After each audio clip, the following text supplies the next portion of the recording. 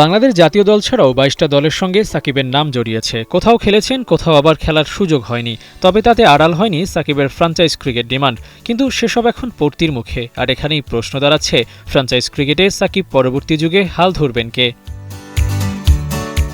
একাট্টা হয়ে আছে বেশ কিছু নাম। রিশাদ, লিটন, হালেন, নাহিদ রানা। কি হবেন পরবর্তী সাকিব তা স্পষ্ট না।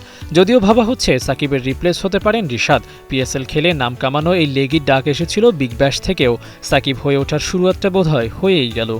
আইপিএল খেলা লিটনও টাইগারদের পক্ষ থেকে ফ্র্যাঞ্চাইজ ক্রিকেটে অবদান রাখতে পারেন। নাহিদ রানার জন্য পথটা খোলা আছে। তবে বল ব্যাটের পারফর্ম করে দুনিয়া মাতানো সাকিবের উত্তরসূরি হওয়াটা বেশ কঠিন। কিন্তু অসম্ভব নয়। এই পথ মসৃণ করতে জাতীয় দলের হয়ে চোখ ধাঁধানো পারফরমেন্সের বিকল্প কিছুই নেই। আর এখানেই চমক জাগিয়েছেন রিশাদ হোসাইন। ৩০ আন্তর্জাতিক টি-20 ইনিংসে ৪০ উইকেট শিকার করেছেন এই লেগি। বিশ্বকাপে ছিল ১৪ উইকেট। রিশাদের ঘূর্ণিতে তখন অনেক বড় বড় ব্যাটারি হয়েছিলেন প্যাকেট। এই লেগিকে তাই সাকিব পরবর্তী যুগের হিরোর বেশে দেখার আশা করাই যায়। কারণ শুধুমাত্র আন্তর্জাতিক ক্রিকেট খেলে ভালো করেই সেরা তারকা হওয়া যায় না। আর এজন্য দরকার পড়ে টপ লিগের টপনস পারফর্ম করে দেখানো।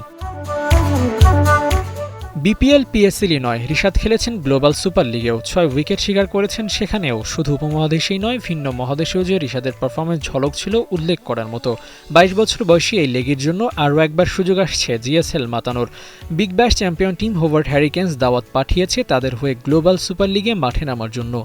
দেশের দল রংপুরও পারফর্ম করবে এই টুর্নামেন্টে। তারাও রিশাদকে চাইতে পারে। আর এ থেকেই আন্দাজ করা যায় রিশাদের ডিমান্ড কতটা।